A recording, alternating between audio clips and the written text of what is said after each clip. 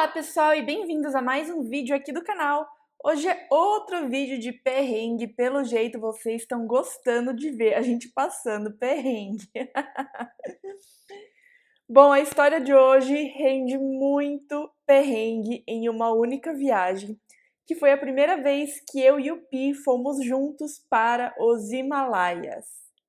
Mas antes de mais nada, se você ainda não é inscrito no canal, se inscreva porque nós temos vídeos 3 vezes por semana.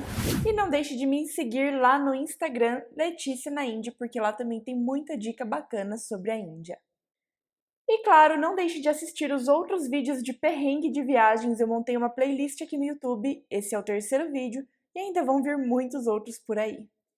Essa viagem acontece no lindo ano de 2015, quando durante a primavera na Índia, eu e o Pi resolvemos fazer uma viagem para curtir um pouquinho do frio indiano.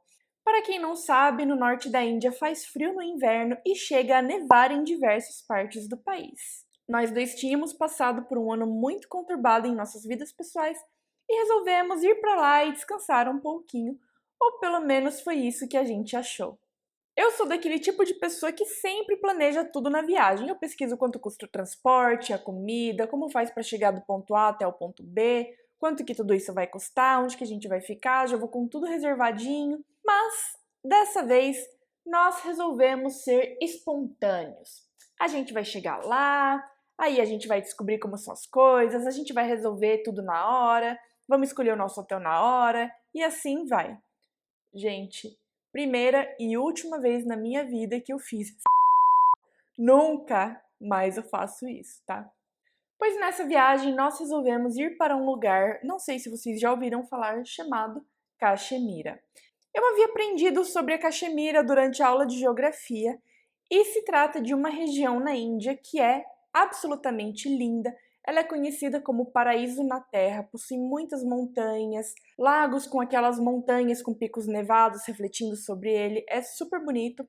Só que também é uma região de muito conflito. Desde a metade do século XX, essa é uma região disputada entre a Índia, o Paquistão e a China. Portanto, o clima lá costuma ser um pouco tenso, sim, e de vez em quando rolam alguns conflitos. De qualquer maneira, nós resolvemos ir porque, afinal de contas, é um lugar que tem fama de ser muito bonito. Até aí, tudo tranquilo e, na verdade, o fato de ser uma região separatista não tem absolutamente nada a ver com a história desse perrengue. Bom, pegamos o voo de Delhi para lá e assim que nós saímos do aeroporto, haviam vários motoristas na porta oferecendo uma corrida por um preço X, X, Y, Z. Nós estávamos lá tentando negociar o valor da corrida e aí apareceu um senhor oferecendo para nos levar, cobrando um preço muito abaixo do preço dos outros motoristas. A capital da parte indiana da Caxemira é chamada de Srinagar e existe um lago muito bonito por lá chamado de Dal Lake. E nesse lago existem diversos barcos que servem de residência para as pessoas e também hotel para os turistas. A única coisa que eu sabia é que eu queria ficar em um desses locais porque parecia ser uma experiência muito agradável. Então nós pedimos que esse senhor motorista nos levasse até o ponto onde nós poderíamos ver esses barcos e escolher e negociar em qual nós ficaríamos. No meio do caminho ele começou a falar como existem motoristas que tentam enganar os turistas, cobrando muito mais caro pelas coisas, etc, etc. E de fato isso é uma coisa que é bastante comum na Índia, então nós pensamos, nossa, esse homem é gente boa, está tentando nos ajudar. Ele também nos disse que ele próprio é proprietário de uma dessas casas em barcos chamadas de houseboat e que nós poderíamos conhecer a houseboat dele, ver se nós gostaríamos do lugar e se queríamos ficar hospedados por lá. Nós pensamos, claro, por que não? Vamos lá ver como que é a houseboat desse senhor. Quando nós chegamos no local, na verdade não se tratava do Dal Lake, que é o lago principal da cidade de Srinagar. Se tratava de um lago secundário, onde não existia quase movimento e haviam apenas ali uns 2 ou 3 barcos. Na hora nós não suspeitamos muito de nada, até porque nós não conhecíamos o Dal Lake de verdade e não sabíamos o quanto de movimento existia no lago de verdade. No lago original existe uma parte onde os barcos ficam parados muito próximo à rua. Então você consegue negociar ali e dar uma olhada, escolher em qual barco você vai ficar, sem você precisar se deslocar muito até o barco. Não foi o nosso caso. O barco deste senhor estava parado em um local que era um pouco distante da margem do rio, então nós precisamos entrar em um barquinho que foi conduzido pela esposa dele até que nós pudéssemos chegar realmente no barco em si. Ou seja, nós não conseguíamos simplesmente levantar no barco, sair andando e ir embora.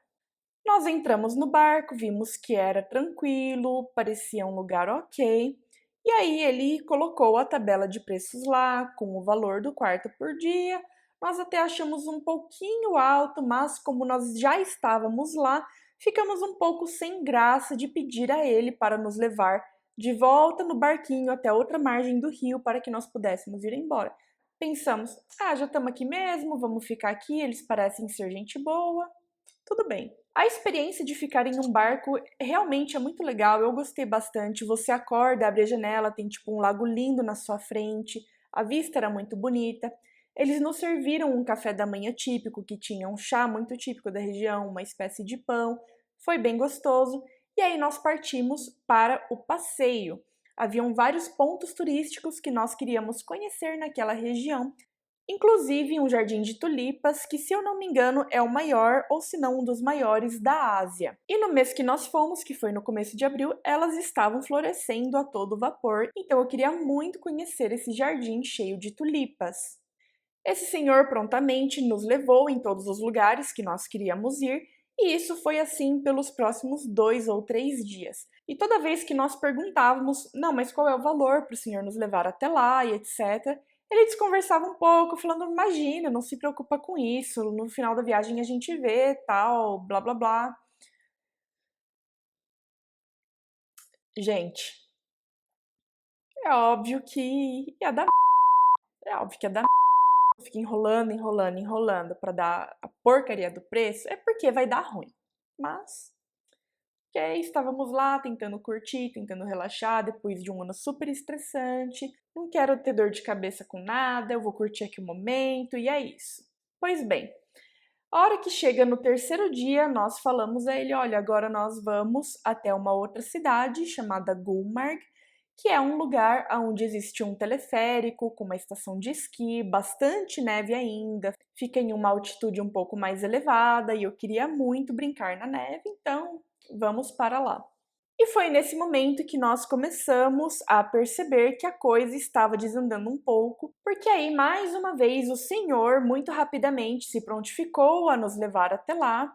E aí nós acabamos aceitando. E aí lá pelas tantas ele resolve fechar a conta e nos passar qual que era o valor total que nós precisávamos pagar pela estadia e por ele nos levar de um lugar para o outro durante uns 2 ou 3 dias. E foi aí que a coisa desandou completamente, porque o valor que ele estava cobrando era metade do dinheiro que nós tínhamos levado para uma viagem de mais ou menos 10 dias. No terceiro dia, metade desse dinheiro.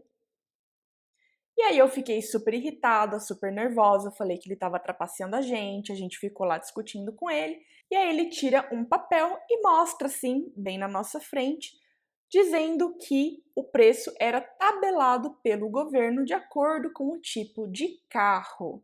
Ele tinha uma Toyota Innova e esse carro na Índia é muito comum entre motoristas particulares pelo exato motivo de que eles sempre cobram mais caro. Ficamos lá discutindo no carro e assim que chegamos na cidade, nós saímos do carro. Aí eu comecei a falar que eu não ia pagar aquele valor, que ele tinha que negociar porque o que ele tinha feito com a gente era sacanagem, etc.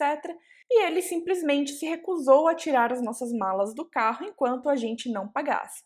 Aí eu comecei a dar um show no meio da rua, fiquei muito brava. Um monte de gente parou, assim, veio em volta para ficar assistindo lá, a Letícia causando. Não acredito que você fez isso, tal. Enfim, não teve muito o que fazer. Infelizmente, nós tivemos que pagar. E aí, praticamente todo o dinheiro que o Pi tinha levado para a viagem se foi. Aí fomos tentar fazer check-in em um hotel. E adivinha, eles só aceitavam dinheiro e o pagamento tinha que ser feito na hora. Aí eu pensei, eu vou até um caixa eletrônico, porque o meu cartão é internacional, eu vou sacar o dinheiro aqui pra gente usar no restante da viagem. E aí vem a segunda parte do perrengue, que chegando no caixa eletrônico, aquele banco não aceitava o meu cartão e eu simplesmente não consegui sacar o dinheiro. Estávamos em uma cidade super pequena, onde praticamente não existiam caixas eletrônicos, então eu estava lascada no meio da neve, sem dinheiro, sem saber o que fazer. Foi aí que nós pensamos em um recurso ao qual de vez em quando eu preciso recorrer na Índia, quando eu não consigo sacar dinheiro de jeito nenhum, que é um sistema chamado de Cash in Advance. Existem algumas lojas que aceitam passar o seu cartão de crédito e te dar aquela quantia em dinheiro se você pagar ali uma pequena taxa para eles. E depois de muito procurar e levar muitos nãos na cara, nós achamos um senhor que foi a coisa mais fofa dessa vida, que aceitou nos ajudar. Ele passou, me deu todo o dinheiro. Ele era muçulmano, aliás, na região da Caxemira, a maioria da população é muçulmana, e me falou que, de acordo com a religião dele, o correto era você sempre ajudar as pessoas, e foi uma das coisas mais fofas do universo. Fizemos o check-in, estávamos lá, curtimos, brincamos um monte na neve, tem um monte de foto aqui para vocês verem. Depois disso, visitamos mais umas 2 ou 3 cidades, gostamos muito, foi uma viagem muito gostosa. E aí nós tivemos a brilhante ideia de, e se ao invés de nós voltarmos de avião, como planejado, nós pegarmos um ônibus até uma outra cidade que era um pouco mais afastada, mas que é um lugar muito conhecido na Índia durante o inverno, chamado Manali. Manali é uma cidade que fica em um outro estado chamado Himachal Pradesh e nós resolvemos ir porque é um lugar que todo mundo fala muito bem. E aí começa a terceira e última parte do nosso perrengue. Nós fomos comprar a passagem de ônibus para ir até Manali e o que acontece é que naquela região existe apenas uma estrada e ela não é de mão dupla, ela é ou de ida ou de volta. Isso significa que a estrada está aberta 12 horas por dia em um sentido e 12 horas por dia no outro sentido. Então só tinha um horário de ônibus por dia e nós precisávamos pegar um total de 2 ônibus para chegar até Manali. Ficamos lá esperando o ônibus. Na hora que o ônibus chega, a condição dele, eu vou confessar que não era das melhores. Nós entramos no ônibus e estávamos lá. A estrada, gente, vou colocar aqui do lado uma foto de uma estrada semelhante para vocês entenderem o que era aquela estrada. Era basicamente uma montanha com um recorte no meio, onde o ônibus passava ali, não tinha acostamento, não tinha nada. Se o ônibus sofresse algum acidente, ele simplesmente cairia ali montanha abaixo. Tchau e benção, não estaria aqui hoje contando essa história. Gente, aquele ônibus chacoalhava. Sabe aqueles que chacoalham assim, ó? Chacoalhava, chacoalhava, chacoalhava, chacoalhava. E, gente, eu juro pra vocês que isso aconteceu, não é mentira. O ônibus chacoalhou tanto que uma das janelas trincou completamente. A hora que a gente chegou, a janela tava assim, cortada ao meio. Foi super bizarro. E lembra lá no comecinho do vídeo que eu falei pra vocês que a Caxemira é uma região separatista disputada entre a Índia, o Paquistão e a China? Pois naquela área específica que nós estávamos, o sentimento separatista é bastante forte e existem de fato muitas pessoas ali que gostariam que ou a Caxemira fosse um país independente ou que ela fizesse parte do Paquistão, já que a maioria da população do estado é muçulmana, assim como os paquistaneses. E eis que no meio do caminho nós estávamos lá no ônibus, quando eu olho para o lado de fora da janela e eu vejo um menino balançando uma bandeira do Paquistão ali na rua. E aí eu comecei a pensar, cara, isso tá um pouco estranho. Ah, e só fazendo um adendo aqui que não foi a única vez nessa viagem que nós sentimos um pouco de tensão por causa desse movimento separatista. Teve uma vez que nós estávamos em um restaurante, estava passando um jogo de cricket. O cricket é o esporte nacional na Índia, para quem não sabe. E estava passando o jogo do Paquistão e o Pi educadamente pediu para eles trocarem e colocarem no jogo da Índia.